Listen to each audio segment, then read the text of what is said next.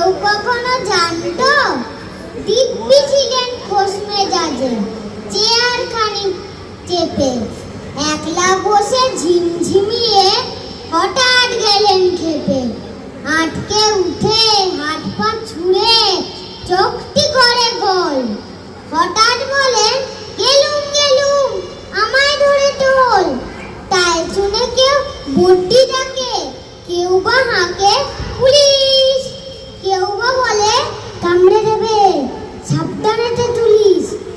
ব্যস্ত সবাই এদিক ওদিক করছে ঘোরাঘুরি, বাবু হাঁকেন ওরে আমার গোপ গিয়েছে চুরি।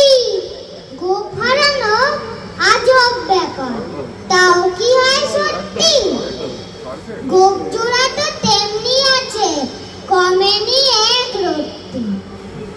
সবাই তারে বুঝিয়ে বলে সামনে ধরে হয় না, মোটেও গোপ হয়নি চুরি, কখনো তা হয় না।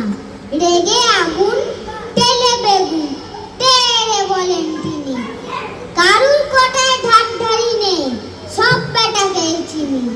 নোংরা ঝাঁটা খ্যাংরা ঝাঁটা বিচ্ছিরি আর ময়লা, এমন গোপ তো রাখতো জানি শ্যামবাবুদের গয়লা। এ গোপ যদি আমার বলিস করবো তোরের জবাই, এই না বলে জরিমানা করলেন তিনি সবাই। ভীষণ রেগে বিষম খেয়ে দিলেন লিগে খাটায়, কাউকে বেশি লাই দিতে নেই, সবাই চড়ে মাথায়। অফিসের এই বাঁদরগুলোর মাথায় খালি গোবর, গোপ চোরাতে কোথায় গেল কেউ রাখে না খবর।